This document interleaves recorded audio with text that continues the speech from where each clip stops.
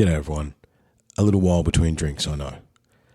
However, I've got one more episode that's been hiding in the bag, and that's an impromptu megalithic discussion that I had with Charles and Leumas while I was down in Melbourne a little while ago. It was awesome to sit down with those two and just discuss off the cuff the different topics and subjects that we know and love around here. I know it's been a hot minute between episodes, and trying to get one out a month at the moment seems to be what I can do. However, existence is hard these days, guys. And I've been travelling a lot with my job, and making the time and having the time and finding the time are all very separate things. However, it'll be a privilege to be back at Cardwell this weekend. Like I've always said, the research never stops. And what I have actually done is put together a slideshow based around the stuff that I've seen here in Australia and the untold megalithic history, my interpretation of it. So that's going to be really cool. At time of release, I'm flying out to Townsville to head to Cardwell tomorrow night. So it will really be the first time that I've presented the Australian megalithic research in a public forum, which is exciting and scary at the same time. However, we'll get up there and I'll get it done. And that will open the door to sharing that information with some other people and some other shows that's been in the back works for a little while. Like I said, don't think the work ever stops. It doesn't. However, 3D existence is hard. As you can tell, I've got a bit of a husky voice. Unfortunately, I've been uncharacteristically unwell this year, which probably shows how many different ways I'm burning the candle, and the fact you guys don't hear from me very much means that the candle's burning at 3 different ends, I think, at this stage. Anyway, I hope all is well. Please look after yourselves. Remember, you can't be the best version of yourself unless you do. And I'm definitely not perfect at that at the moment either. However, none of us are, one step at a time. Take care. We'll talk soon. Cheers.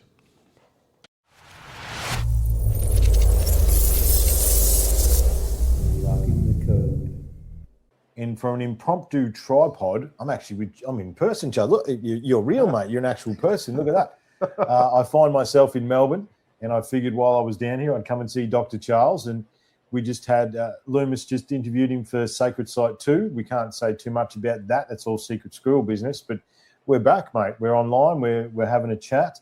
You can't say threesome because it's a little bit weird, right? So we say tripod, okay? That's it. You've got some adventures you've been on. But I saw that they're finally digging to find the labyrinth in Egypt. I thought that could be an interesting topic to start on. I heard, was it Johanna James? She was saying that they're trying to set up an immediate release. So like whatever they find in the labyrinth comes out of the ground, gets scanned, and gets released straight away. Do we think that that's actually going to happen, gents? Discuss. Someone has to say something. I don't know. I didn't know about this, so this is all news to me. But well, like I said, I'm doing a crash course on where everything's at. So another win for social media. I think it's the pressure from a lot of people. I know Ben Van Kerkwyk, he was on the JRE talking about the labyrinth and all that sort of stuff. I think social media pressure, the scans, the pyramid scans, which is maybe a topic we could talk about as well, whether or not they're legitimate or not, because half of that team is actually disbanded. So those guys, Bondi and the 3 or 4 guys, they are no longer working together. So that is a bit of a red flag. However, I think there's so much hidden under the sand, and the labyrinth has been one of those things that they say exists and doesn't exist.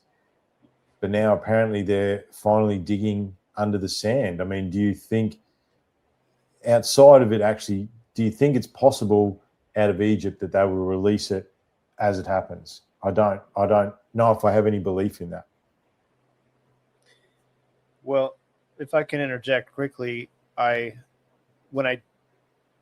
heard now the new minister of antiquities there is definitely more open to, I don't know about digging, but you can pay enough money to go in the Sphinx enclosure now, or the Temple of Osiris, where those used to be off limits. So maybe it gives me a little more faith than I would have had earlier when Zahi Hawass was the Minister of Antiquities, but I don't know. But it's interesting that maybe they are doing something, but it's hard to say. We're in the time of revealing, I think, though. That's one thing that I do believe. We are in a time of great revealing, and things are starting to come out. Whether you can trust them or not, that's a question. What do you think, Charles? Oh, it's really complicated. On the one hand, that people are very excited about this, right? But I've always been skeptical about the position of the labyrinth, because Herodotus said that this labyrinth is grander than the pyramids. And when you go to the labyrinth site, I've never been, but there's not much there. There's a few stones on the ground. It looks like it's been totally looted or destroyed. What's to see? And I believe there's no entrances or anything like that. Yeah. I don't think they'll find much. I don't even know if it's the correct site. Every pyramid had a maze in front of it from the Middle Kingdom onwards, like a kind of labyrinth, a sort of temple, basically. And the biggest temple I know, it's Karnak. That might be the labyrinth. I do know on the plateau, I can't remember where, it's in front of one of the pyramids. Apparently there's like a hole, and it was Yusuf, I can't remember his last name, he works with Muhammad Ibrahim, but apparently Yusuf's been pushing sand into this hole since he was a kid, and it's never come back out. So it's like a never-ending hole that goes into the ground. I mean, maybe the pyramid scans may be a bit of a segue. Do we believe the pyramid scans? Like, obviously, it's a bit fantastical with the AI-generated understanding the SARS. I looked a little bit into that, and it's interesting technology, but as I say, it's a red flag that the team that was so together in bringing this to the world is no longer working together. So it's like, that's a red flag to me. But it did gain so much attention so quickly as well, didn't it? Well, I think it would be really awesome to have that technology to do the work that we're trying to do and see. Absolutely. You know what I mean? Like, I didn't know that technology existed till the SARS scans of the pyramids happened, and I've kind of I was kind of blown away by it. But it's hard to say how true. How can they see that far down with this stuff? Maybe you know what I mean? Like, supposedly these pillars go way down to this big box, this huge boxes. I mean, how can they see that far down? I'm not really sure if I understand how it works as well as maybe I should, but it's certainly a red flag. How you said they disbanded, but would that have been maybe because they got pressure from people that don't want you to know that, or is it it's hard to know, huh? Well, apparently the part of the team that's looking for the labyrinth is part of this synthetic aperture radar team, right? So I think they're trying to expand themselves, because apparently they see the labyrinth as well. But also, we are led to believe they did more scans earlier, like a few years ago, but no one ever heard about that. It was only that they released these scans last year, I think it was. And what's hilarious, I find it social media interesting, because Trevor Grassi was the guy who released the scans and got all the traction. Now, prior to the scans being released, I was trying to get Trevor on the show. I've been a Facebook friend of him for a long time, and I actually saw that SARS scan post when it only had like 10 likes on Facebook, right? I saw it when it only had, and then I checked back and it's got 50,000 likes, and it's going viral around the world with all the clickbait, Insta famous people trying to get their $10 out of it. And it's like, I always, these days, I think Charles said something when you guys were talking, it's hard to know what to believe these days. It's hard to understand what is what and where is where. And I've been trying to catch up with some of the latest research that these guys have been doing. But then if it gets clickbaity, I sort of steer away from it. You know, it's interesting to see where our research is going, because Charles is like us, Leumas. We've been doing this for a long time, since before it was cool. You know what I mean? Like we've been here the whole time trying to unlock these codes and look into these secrets. And now it's popular. So it's hard to know what's clickbait, what's not clickbait. I think the pictures of the spiral staircases and the boxes at the bottom and all that sort of stuff, that was an AI generated image of the scan data. But yeah, it would be very fascinating to see if you could use it over a place like Hawaii or a place like Gosford or a place like, northern New South Wales here in Australia. Like, I'd just love to get a LiDAR drone in the air. That'd be the first step. However, the other thing they said about the SARS technology was, if it's so amazing, how come old mate's not tied up in military contracts? Because imagine what you could do from a military defense standpoint if you had that amount of detail to look into the ground. It's sort of like everyone got excited about it. And I don't even know if we discussed it at the time. I think I avoided discussing it at the time because I wanted to see how it played out, because I don't necessarily believe anything that I see. And it's fascinating, like a year or so down the track, that it's in some areas it's still ramping up, but a lot of times people are questioning what it is. Maybe we don't understand this enough to have a conversation about it. Have you looked into it, Charles, or not really? Yeah, I've looked into it, and so I've got this theory about the megalithic units, and I mentioned it to you in our last discussion. I've made a few videos touching the topic, but it involves a totally new way of looking at history. So there are two obscure British units called the rods and chains, and they're much more lengthy than a yard. And I've noticed that these are contained in the pyramid. I put those units into the measurement of the depth of that thing that they've scanned, and it looks like it's in whole units. It's about 100 or so chains or rods deep, those things. So I'm thinking, okay, well, that's a bit of a coincidence. Could these be real? Could they actually be real? And if they are real, does that mean that the stones, and now I'm thinking the stones were already there when they decided to build the pyramid, and they just chopped them up smaller, recycled them.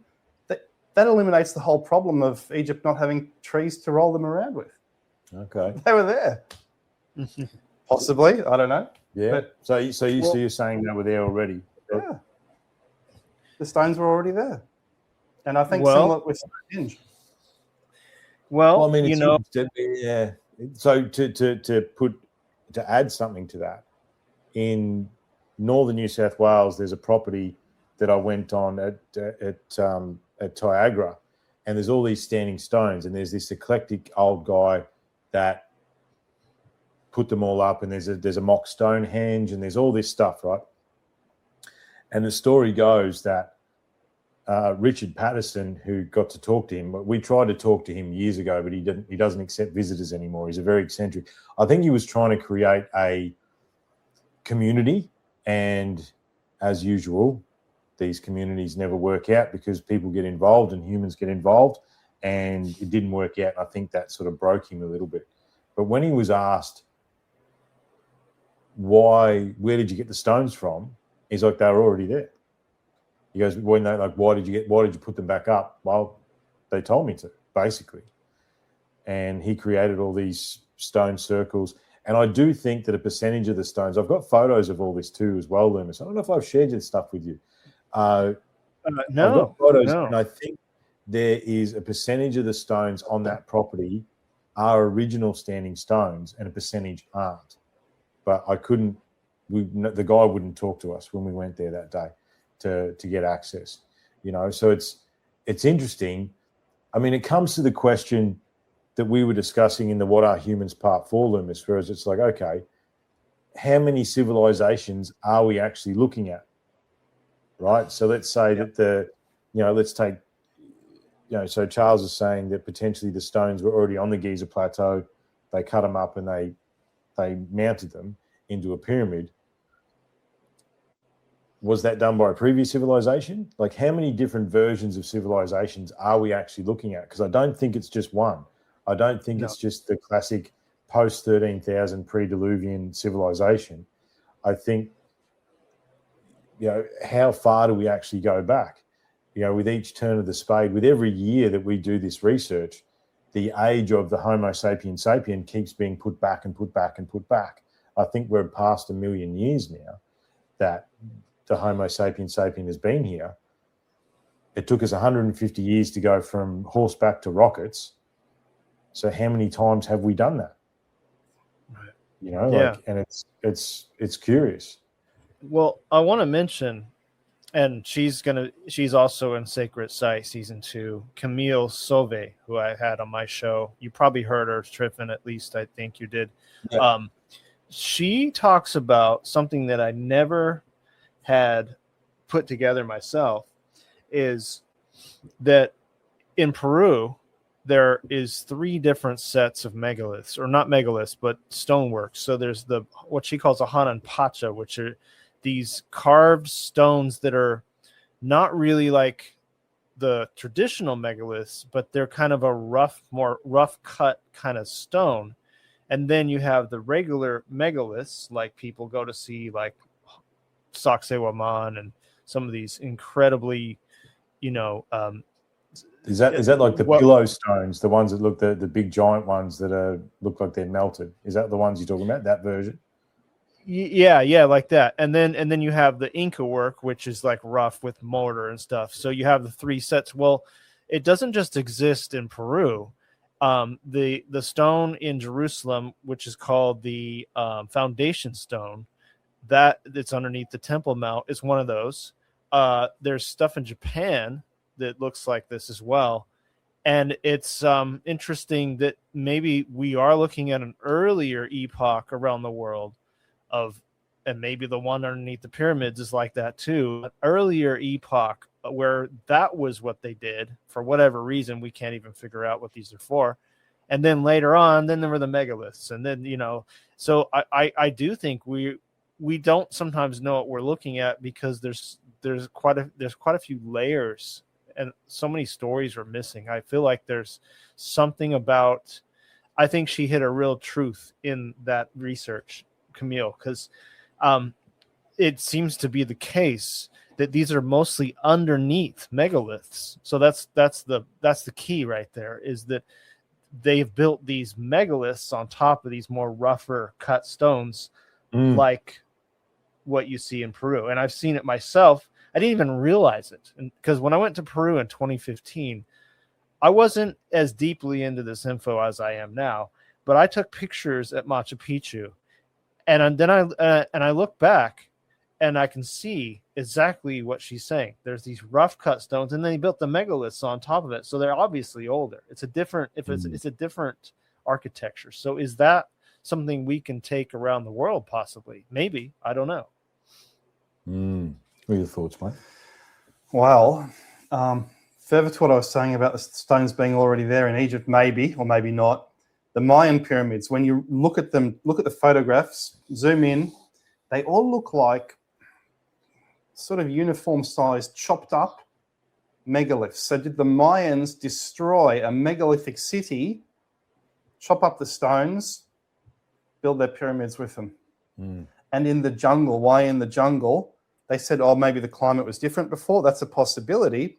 But what if it was Ice Age? Yeah. Ice Age, and those trees weren't there. It was just grassland. Yeah. Well, I mean, I do. So in the studio, I've got the globe, right, and everyone focuses on the ice sheet that was above North America, because apparently that's the thing that melted, that caused the flood, that rose the sea level was 400 feet. My research into the poles is, because do you notice we don't hear about the ice melting anymore? Do you notice that? Don't hear about the ice melting anymore. The reason we don't hear about the ice melting anymore is the ice chases the poles. So the North Pole is currently on a march, not towards us. Sorry, the South Pole, it's not towards us. It's into the ocean between us and Africa. Is it Africa to the east? Yeah, it is. So between us and Africa, that's where the South Pole is on the march to, and then the North Pole is actually there's a globe above us, but they're converging, which is that's a really bad thing, because what happens when they converge is one side of the planet is totally exposed geomagnetically. However, the ice is building would be the western side of Antarctica, and it is melting on the eastern side, because that's where the pole's going. So if we can articulate that at some point, let's take the ice shelf prior to 13,000 years ago. Massive ice shelf on North America, Canada. If you draw a line, and I've got a globe in the studio, basically the ice, number one, Antarctica is pretty much free of ice if we do that, right? The ice would have been sitting in the ocean off the western part of Antarctica, basically. It's hard to conceptualize unless I've got the ball to show you. However, where's the equator? Right, so we assume, and we're led to believe, that the equator is the middle of the planet. No, the equator is where the middle of the electromagnetic field is. So if we take the globe above us, there's nothing to say that the North and South Pole is not there instead of here, right? Why does it have to be here? It could be actually anywhere where it decides. And I think we talk about climate, because, you got to remember, in South America, the reason it's a jungle is because there's all that pre-made, what do they call it? It's not peat moss, that's Europe. Terra preta. Terra preta, thank you very much, Charles. The terra preta that was designed and, farmed and made, I don't think it was jungle. Right? Don't forget now that they estimate there was 110 plus million, with all the LiDAR scans and cities and everything they found.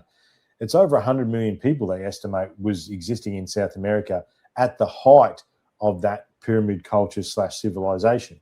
They got highways that run for 30 kilometers dead straight, but apparently they didn't have the wheel or beasts of burden. So what are we actually talking about there? I think potentially that at the height of whatever that civilization was, it was not jungle. And that's because the poles were somewhere else. Because if the ice chases the poles, that means the North Pole was pretty much smack bang in North America, which makes the South Pole, it's like it's on an angle. It's not up and down. And at any stage, that's what could happen. And I don't think at the height of that civilization in South America, and also if you look at where would the places be to go to survive the cataclysm, Australia is one of them, but also South America is another. So at the height of that, I don't think it was jungle. It's only jungle now because of the terra preta and because no one was attending to it, right? They obviously whoever made the terra preta, which they're not real sure who made the terra preta. They don't really know, do they? And so it's like it just wasn't tended to, so it turned into a jungle, right? Most of the plants in the Amazon were put there. They weren't from there, because there's a lot of plants in the Amazon that derive our modern medicine. They're either food or medicine or fiber to make bags or clothes or whatever else that is. So it's, again, how, the Mayans apparently disappeared. There's conjecture there now these days. The Inca apparently, the Inca were wiped out by the Spanish apparently. So it's like, how many different versions are we looking at? And what the thought I had with the sacred sites, stuff being built on mounds and stuff like that, we know here in Australia that a lot of these massive churches were built on Indigenous sacred sites. So, as you say, a good spot's a good spot. Exactly. A good spot's a good spot. But also, the victor takes the spoils, right? So if we're going to take over, okay, well, no, your God's no good anymore. What we're going to do is we're going to bulldoze whatever's there, and we're going to build our temple and our church on the spot that it was sacred to you. So we take the power of that god or goddess or gods or whatever, however you want to play it. So it's like, and the thing is, we wouldn't know if the British demolished standing stone circles here in Melbourne or here in Sydney, or to create these massive churches, that some of them are astronomically aligned as well, and that's been done all over the planet. It's not like that's an isolated thing. So it's like, how many civilizations are we looking at? You know? Yeah.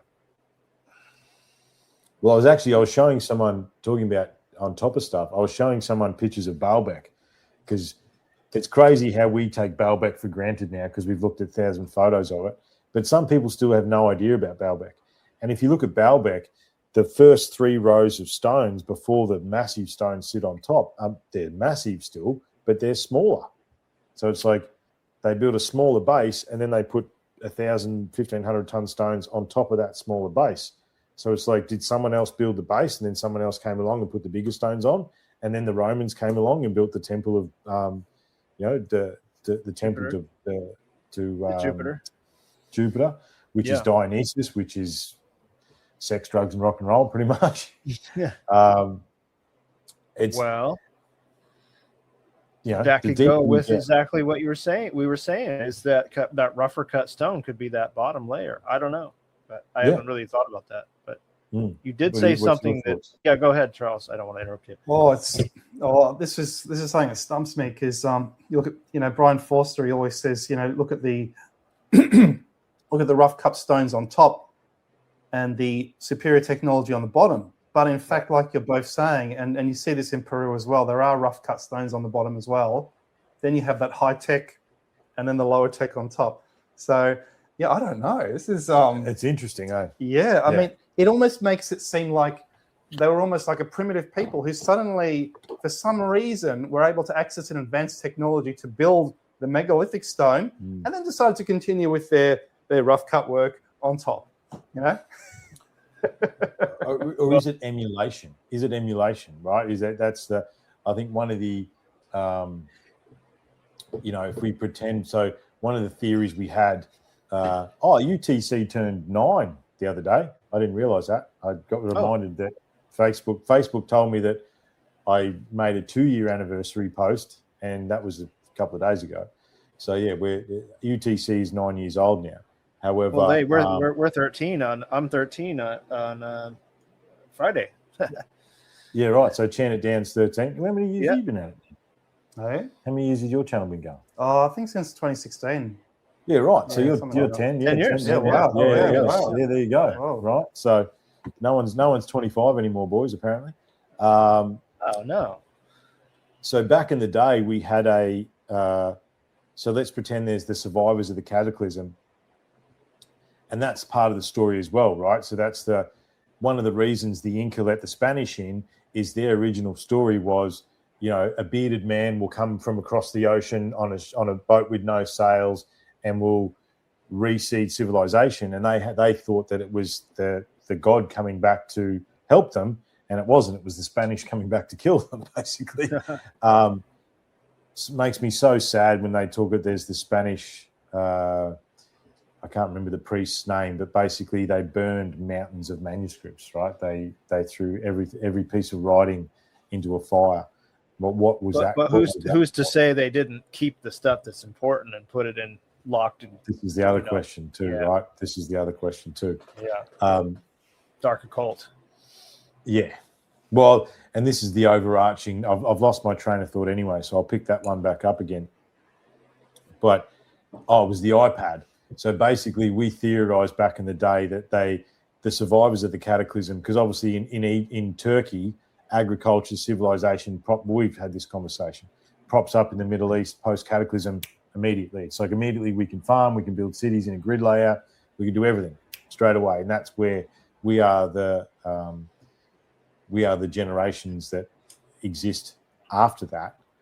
So what if they had technology but it was like an iPad with a solar-powered battery, right? So it's like that technology is only going to last so long, right? I mean, we're surrounded by technology, but if we can't put 240-volt power into any of it, it becomes a bit of plastic pretty quickly. You know what I mean? So it's like maybe they used the leftovers of the technology and the understanding they had, and then obviously they moved on, or the technology broke, or something else happened, and then the rest is emulation. You know, I do wonder though, is Egypt one of the only places the deeper you dig, the better it gets, or has Egypt got the sandwich as well, like the primitive, the good, the technology, and then the above? I thought Egypt was one of the only places that the deeper you dig, the better it gets. It seems that way. It seems that way. Yeah. I don't. Yeah. You know, I mean, I can even say that here in Hawaii, which to the mainstream world, we have zero megalithic sites. Some of Australia, right? Some of Australia has zero. Right. As well. Yeah, that's why we're exploring these parts of the world that are not known on the map. But what we found on Big Island, and I'm not going to spoil it, but like these huge stones, we find them on the bottom, and then we find smaller stones on top. It's rough work. It's filler.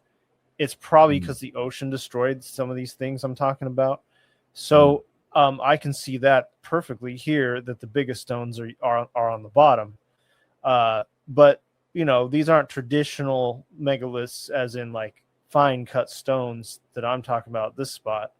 However, they're big, they're massive, and they were moved and stacked, and that's interesting enough. But I can't think of any. Okay, Malta is another place where the deeper you dig, the bigger and more refined it gets. They even have the Serapeum. No, that's Egypt. The Hypogeum.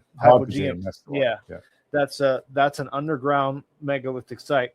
It's not huge, but it's definitely carved, and it's definitely like, very well put together, and it's underneath layers. I mean, they didn't, some guy like found it, like going in, I don't know what they were like, doing some work underneath the house, and they found it, or something of that nature. Yeah, that's the story. I think they were trying to dig a cellar or something like that, and the dude nearly fell into the Hypogeum, right? So, yeah. Yeah. I mean, that sort of, Imagine what's there, what else is there, right? Yeah. Well, okay. Considering we're just spitballing theories tonight, gents, and we don't really have a plan or a way forward, why is everything covered in dirt or mud or whatever, however you want to play it, right? Because obviously, we're brushing up against Tartaria, but let's leave that to the side for a minute. Is that just time that has buried things? Is it cataclysms that have buried things? Is it space dust that has buried things? What is that, right? Like, I think they don't say that Göbekli Tepe was buried anymore. I think, it was partially buried, but it was also a landslip potentially that might have done it.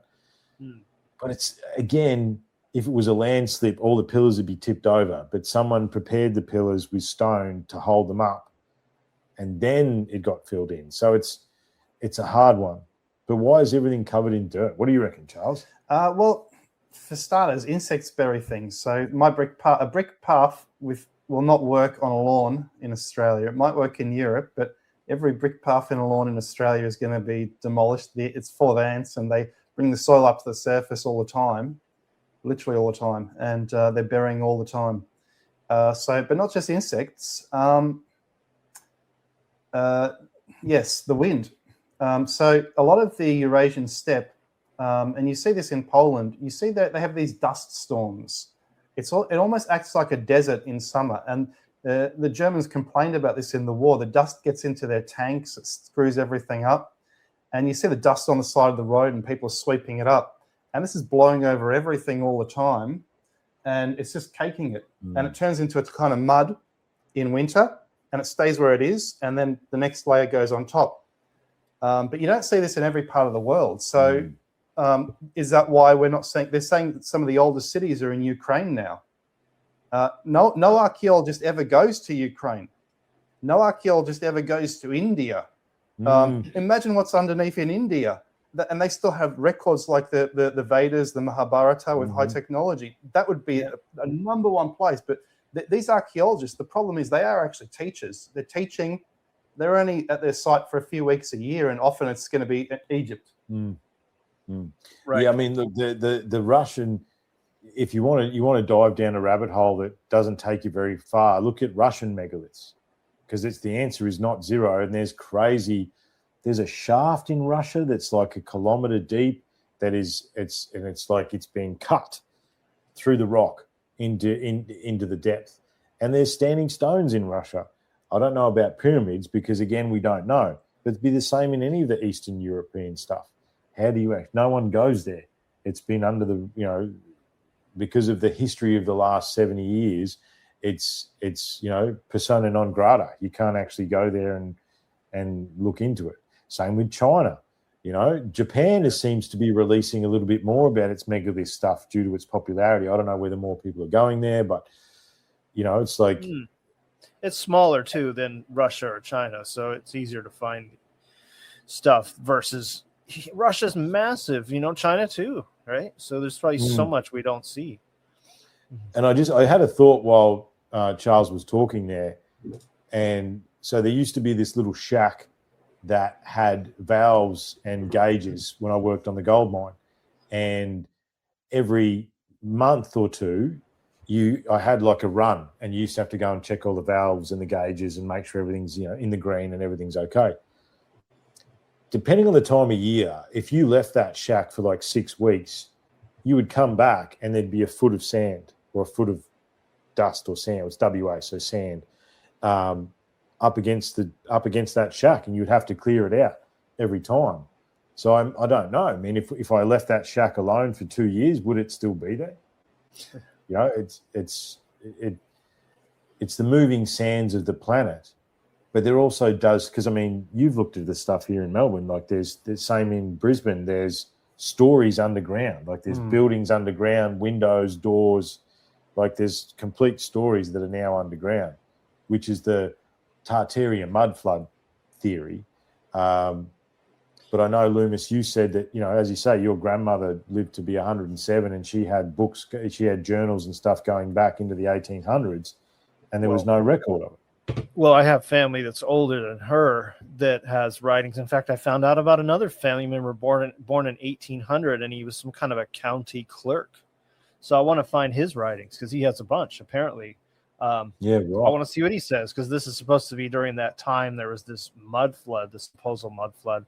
But like I said, I don't know if I actually told you this. This is another conversation I had with my friend Sean, but he got in an argument with somebody because they're so diehard on this Tartaria theory that the mud flood happened. He goes, well, how come there's graves where I know that say 1600 on them and they're not buried? I was like, and it may not have happened everywhere, and it may not be what we think it is either too. I'm willing to that, especially that one. I'm not married to that at all. Like I could see that being quite a few things, but I did want to mention before I forget is the site in Iraq called Sharupek, where I've talked about this on our last part 4, but it just reminded me of it, how they went down a little bit and they found pottery and a civilization, and they went down more and they found another older civilization, but then they went down like 30 or 40 feet and like, we're not going to find anything else. And then they did, and they are assuming that this is, Sumerian, this is the Great Flood, that whole layer of like 30 feet of sediment. So that's something real to think about too, is the fact that a huge cataclysm buried some things. But then, like where I park my car to go to work, it's right in this wind tunnel. And when I get back, there's a layer on it. What if I left that for like 100 years? What would be there, So, I mean, I don't know. I'm kind of all over the place here, but you know what I'm saying? It's like there's definitely things that are buried because of cataclysm, and then there's things that maybe are just buried because like you said, ants or things just brought stuff up. You just can't keep it from being buried. Nature does it itself too. Just and look, I know working in outback Australia, the dust storms, if you've never seen one in real life, it's unbelievable. And and once that dust storm passes through, there's inches of dirt on everything. And it's a giant wall. It blocks out the sun. Like, it's just a giant red wall. And you've got to go inside until it passes, because you could literally, you can't breathe. But I've walked in it and you can't see your hand in front of your face, going from one place to another. I think that the thought that I had then was local cataclysms versus global cataclysms. Good point. Yeah. Right? I mean, that's another thing too. A small meteor or a medium-sized volcano, or take your pick about natural disasters or external influence, happens in an isolated area, which then destroys that area. I wanted to ask you. Well, actually, what are your thoughts, Charles? Before we're bouncing around. Well, that's the thing. Like, whenever I or anyone tries to look into the flood, okay, what flood? I mean, which flood? Yeah. Even if we're looking at known geological cataclysms, okay, is it 30,000 BC Carolina Bays? Is it 13,000 BC Younger Dryas? Is it the increase in the ocean sea levels after 9,000 BC? Were there sudden massive increases which flooded whole countries? Is that the flood? Damn, I mean, and then every local flood, every big flood can be interpreted centuries later by chroniclers as the Great Flood. That's right. So this is right. I think I've come up with like 2 floods in my investigations. Sometimes it depends on what timeline we're looking at here, but yeah. But the other thing is too is that, and I know Randall Carlson has been talking a little bit more about that, because the hyperfocus, he calls it meltwater pulse A, which is 12,800 years ago. We forget there was meltwater pulse B 1,600 years later that took us out of the Younger Dryas. So something dove us into the Younger Dryas, but something brought us out of it as well. But they were both cataclysmic events that happened 1,600 years apart-ish, right? What are we looking at? I think the deeper this research gets, the more opaque I think it seems to get. It's harder to join the dots and draw the lines between specific A and B.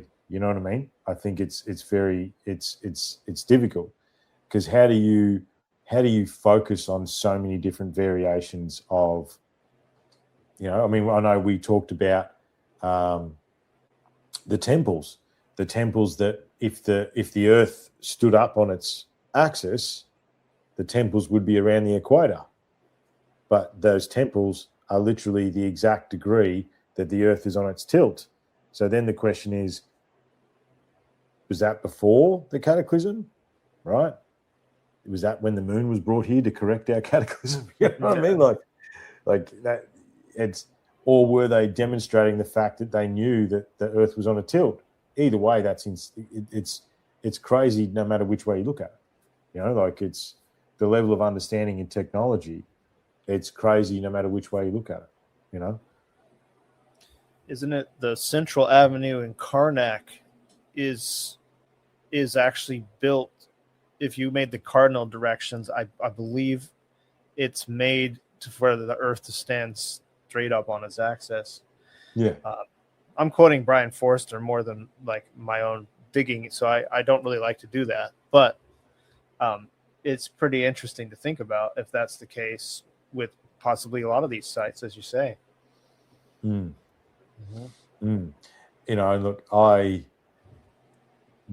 so let's say let's just take the Younger Dryas cataclysm. The thing that I've always thought about to do with that is that, so it was a major event that caused it. What was the major, and what if the total Earth was in chaos for 1,600, 2,000 years.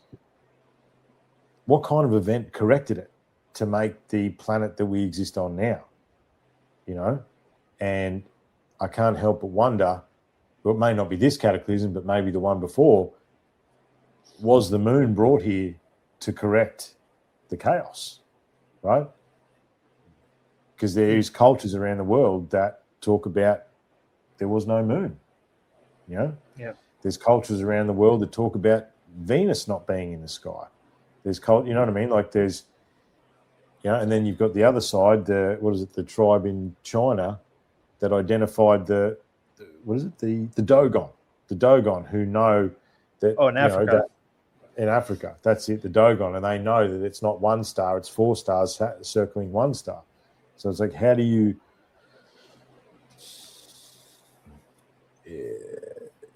at some point you got to stop talking because it melts your brain. Yeah. How do you join it all together? How do you join it all together? You know, it's interesting.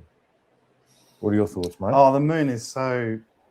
We haven't talked about the moon. Me and so Leumas did an mysterious. episode on the moon, but yeah. My bro's a physicist, and he says the moon is really strange, and physicists don't really understand it. Lots of disciplines, they pretend to understand things, and they say, of course we understand them because some bloke wrote a book 10 years ago about it, or 50 years ago. Yeah. But actually, there's a lot of questions which we can ask, which will never be answered by those people.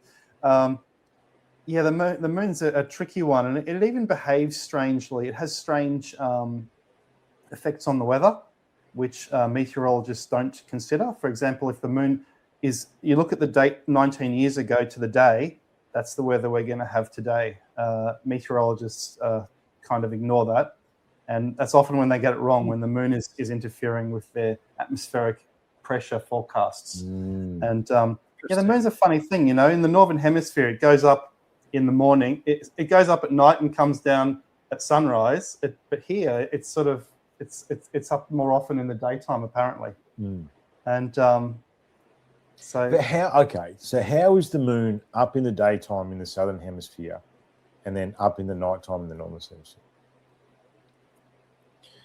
Explain that to me. Right, so if I've got a moon in the day, I'd have to check the cycles. It might be a cycle thing, maybe, but I would have to check the day, because I've often thought that when I look up in the daytime here in Australia and the moon's right there, and it's like, what's it doing in the northern hemisphere? Because it's apparently nighttime in the northern hemisphere. Is the moon up in the northern hemisphere? And if it is, someone explain that to me. Right? Well, riddle me this. You know what I mean? I don't understand. I once traveled to Tahiti on a full moon, and I went from Hawaii to Tahiti, which isn't terribly far. Okay, it's about a 5.5 hour flight, but it's an overnight flight. For some reason, I don't know why they decide to fly at midnight. It's kind of annoying because you don't get any sleep, but whatever. Anyway, the moon was out, and I tracked it, to Tahiti, and it was exactly the same. So that's going from we're in the northern hemisphere here in Hawaii to the southern hemisphere. I mean, yeah, we're still in the tropics, but I don't know if that helps anything. But I remember thinking that, like, oh, I wonder if the moon's going to change positions because I'm going to the southern hemisphere, but it did not. Well, the moon doesn't change at all. No. And theoretically, it rotates as we rotate. But again, I was thinking of the view I'd have of it or something. I thought, is it going to position in the sky? And it did not. So yeah, that's what I'm kind of saying. Yeah. But one thing that I wanted to bring up, and I just kind of going back to what we were talking about earlier, but we're all over the places. So I guess. No, look, mate, this is a free ball. We call this one a megalithic rant or something. I don't know what we call it, but yeah. I don't know if either of you have read the Box Saga, but that's it's an ancient origin tale for the people way up in the north, like the Scandinavian peoples, I believe. They think that there's an island that's north of Scotland. That used to be the North Pole. That used to be the center of the earth for them. And talking about the poles changing and stuff, I think that's something that should be put into the equation of what we were discussing earlier, is that was somewhere, if we're to take the box saga for truth, then maybe it has something to do with one of the cataclysms and where the earth was in that position at that particular time. I'm not certain on this, but it's possible that 23-degree tilt might have just been exactly like if that island were to go to the North Pole, the earth would be on a perfectly straight axis. But I don't know. That's a math problem that's too big for me at the moment. But yeah, interesting though. Yeah. It is interesting. It is interesting.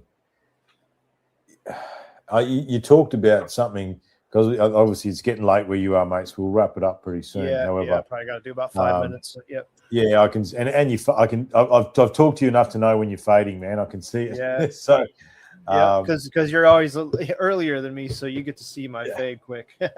Yeah. So, in this period of revealing, obviously, you know, there's that line in the poem I wrote about COVID. You know, we can't talk about Fight Club, but yes, the dark is rising. However, the light must rise to meet it.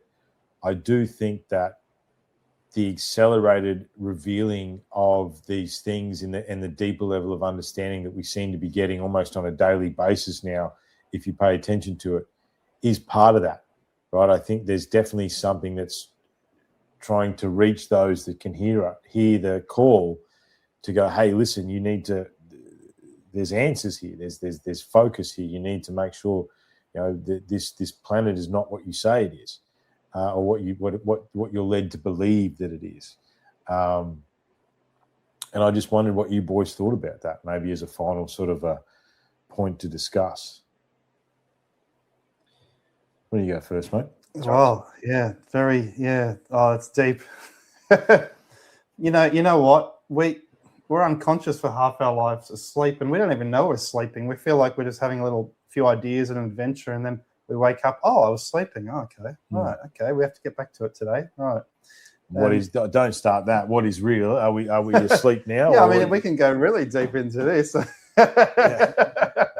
It's supposed to be a 5 minute. It's supposed to be an ending statement, Charles. But anyway, that's all right. Well, it's like I continue. Is life the dream? Is life a dream within a dream within a dream? You know, this is too much for us to comprehend. You know, It's who's awake and who's asleep? I don't know enough to add anything to this. Yeah. Well, it kind of reminds me when I woke up this morning. I came out of a really deep sleep this morning. I don't know what led me down, but so I got up, and it's like I was not fully in this world and this dimension, because I banged my head feeding the cat. Bam! I'm like, oh man, okay, whatever, you know, that sucks. But then I banged my shin. I was like, it's like I was awkwardly in this dimension when I woke up this morning, and I had this thought that, you know, like, what if like I'm dreaming now because I'm not fully in this world yet? So I don't know, but there's the thought that, you know, when you die, you just wake up and it's like you woke up from a dream, and you're like, oh, okay. Oh, you know, like, oh, and everybody's like, hey, we've been waiting for you. I'm like, oh, okay. I don't know. But yeah, I mean, you know, like, is it like that? It's a good question, because you could fall asleep really deep, and it feels like it was a really long time, and it turns out you were only asleep for like 10 minutes. Like time is weird like that too. So yeah, I don't know if that's summing it up, but I just thought I'd throw that in there. No, look, I've had some pretty intense, on my secondment away from the show, I've had some pretty intense personal experiences and growth experiences. And one of them is, and it's happened more than once, I've had dreams that feel more real than what we're doing right now, right? And I don't know how to explain that, but it felt more like reality than the reality that I exist in. And I think, you know, it's the cost of awareness is that you see the game for what it is. And that's the problem, right? Because if you see it for what it is, and you see the levels of bullshit that exist in all of this third dimensional reality, apparently, that we exist in, none of it seems real. Like, it's like, I don't know how many times a week, just in general day-to-day existence, I look around and go, is this the Matrix? You know what I mean? Is this what are we actually doing here? Because it doesn't seem real to me. But it is, but it isn't, but it is, because we might be asleep, but we might be awake, but we might be asleep, right? So I don't know, mate. I don't know. You know, I've woken up thinking that I was in a flat that I moved out of home in 30 years. You know what I mean? Like, I've woken up thinking I was in a different place. I was sure that I was in a different place. It's a hard one, man. It's a hard one. It's like, what is real? And how do you process that? Is interesting. Geez, that didn't end up being a quick little fight. We just basically blew each other's minds, and now we have to deal with that. Well, how about this? How about the fact that why we're so interested in all this megalithic ancient civilization? Is there a reason that is there a reason we're so connected? Did we come from that world and we're trying to like uncover it because there's a soul connection to it? I mean, we've talked about that before, but yeah.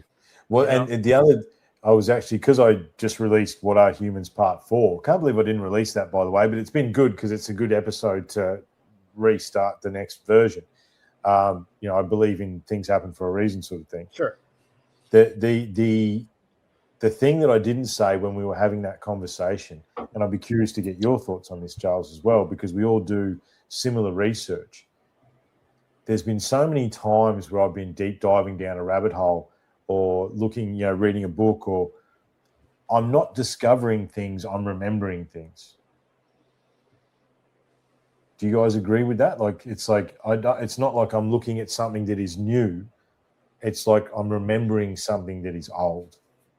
It's, and that leads to the genetic memory, soul experience, where, like, I think, like I said in that thing, it's like once upon a time where we guardians of the stones, where we are part of the Charles lives in Melbourne, I live in Brisbane, you live in Hawaii, yet somehow in this crazy world we've all found each other and we can share these ideas openly and honestly with each other, and we all see it. There's so many times that's happened to me where I've started research or I've started writing notes or something like that, and then I read the notes back and it's like, that's me remembering things. That's not me discovering things. What are your thoughts on that? So two things. Partly you're remembering them because our entire Imperial British unit system, our whole civilization is based on, eventually, that's megalithic civilization. It's like the idea that Roman Empire never really fell because it continues in Rome with the Vatican and the Roman letters and the Roman numerals, and we still know how to use them. Same thing with this. This is more like the Druidic pyramidic religion, and we inherited, and everything in our civilization is sort of based partly on that extinct, unknown megalithic world, but we don't know what parts are based on that, but it just feels familiar at a subconscious level. And I forget the other point I was going to make, but that's right. Because we're really interested in it, we're the inheritors of the people who built them because they were interested enough to create them in the first place. So we're the ones who are most likely to be able to at least try and appreciate what they've done. Okay. Yeah, I mean, I can say that Zach Royer, my friend, he goes, I think it's our destiny to find all these sites out here. And I was like, yeah, I guess it is, because no one else is doing it and we're on a roll. And like, why are we on this so much? And like, he says, it's what we're meant to say. It's what we're meant to do. And that's exactly the conversation we had. And it kind of just makes sense to me that it's our destiny to kind of cover at this ancient world that we somehow have a connection to. Yeah, we're searching for something. We're Yeah. I like the third dimensional. What you said there, Charles. I think I do like that, and there is definitely does feel some truth to that. But I think, I don't know. For me, it's almost like, as I say, it's like I'm remembering something. I'm remembering something that it's there. When I find stuff, when I see stuff, it's like that isn't the first time I've seen that. It's something that I've seen before, but I've never seen it before. Like, I'll be in some of the things I found at Gosford and up in Queensland and stuff like that, stuff that no one's ever seen. It's like, no, I recognise that. Well, hang on a minute, I can't recognise that. I've never been here before. I've never seen it before. So I think there could be a column A, column B thing there, because, we talked about genetic memory and genetic storage on DNA and all that sort of stuff. So there's a few different, and I think what I like about talking to Charles and you, Leumas, is that we're not tied to any of these ideas. It could be D, all the above, couldn't it? You know what I mean? That's totally fine. It could be something. It could be destiny. It could be, someone's using a Sony PlayStation controller and they're controlling us to see what we do. You know what I mean? I don't know. Like Puppets. Yeah. It could be anything. It could be anything. Well, fellas, mate, look, I gotta wrap it up. It's my bedtime. Right, but really appreciate that. I enjoyed this conversation. It's just a simple rant on megaliths, and I don't know, everything, all the above.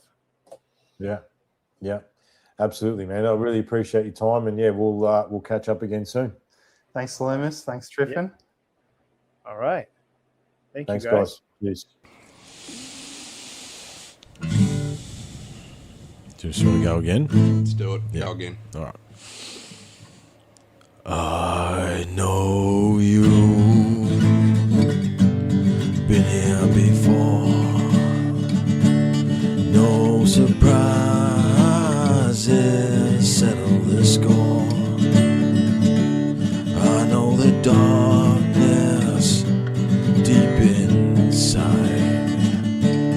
Reckless rage, poison pride. I know the anger, I know the pain, and I know the fear we do not name. And the one who comes to find me when my time is through, I know you, I know you. Wow!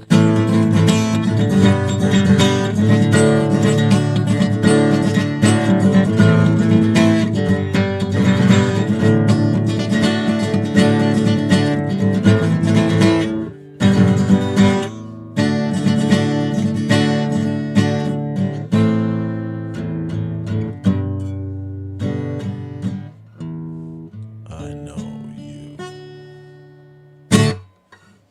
Better.